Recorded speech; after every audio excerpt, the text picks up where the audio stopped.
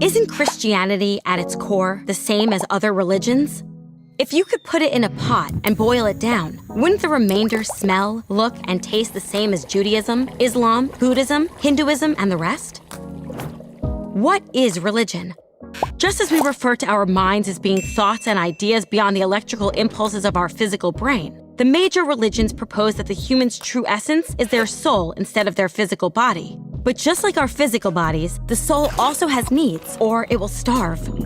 Each religion proposes to be a guidebook of that spiritual plane that helps lead our starving souls to soul bread. Aren't these guidebooks all the same?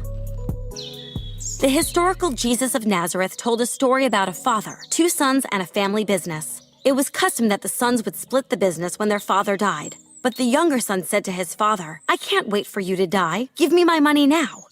Seeing his son's true heart, the father gave it up to him. The son turned his back to his family and hit the road. Far away, he partied like an animal, eating and drinking and paying prostitutes, until suddenly his pockets were empty. In desperation, he found a job feeding pigs. But the country's economy crashed, and he couldn't even make enough to feed himself. Now broke and starving, he found himself craving the pig's slop, when it suddenly hit him that there was probably food back home. What do you think? Should this father let him back into the house? As long as the son works hard to pay his father back, then he should be able to get a place at the family table again, right? Let's see how Jesus ended this story. The son decided to return, admit his wrong, and ask his father for a minimum wage job. But still a ways from home, his father spotted him and ran out to him and wrapped him in a bear hug. Remorseful, the son began his plea. "Dad, you shouldn't even call me your son anymore."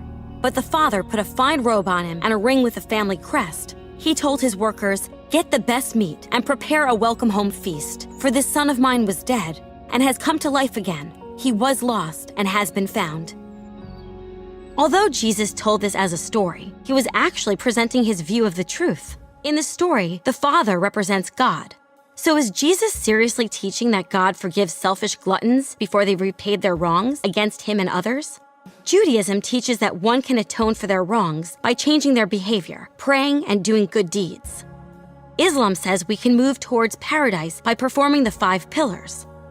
Hinduism claims that if we store up enough good karma, we will reunite with Brahman. Buddhism says we can enlighten and discipline ourselves into nirvana by practicing the 8-fold path. But in this story, the father embraced his son and fed him before he did any work. Why? Because in Jesus' view, it's impossible for a person to repay God for their bad deeds. God is a perfect judge who cannot be bought off with anything that we have to offer.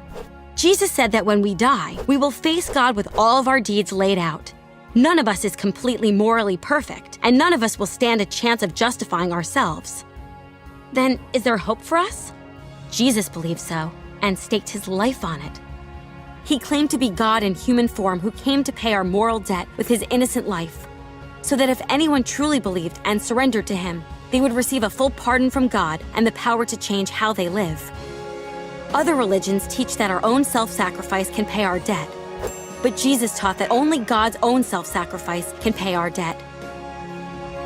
All other religious founders claim to be guides to lead our starving souls to bread. Jesus claimed to be the bread our souls starve for.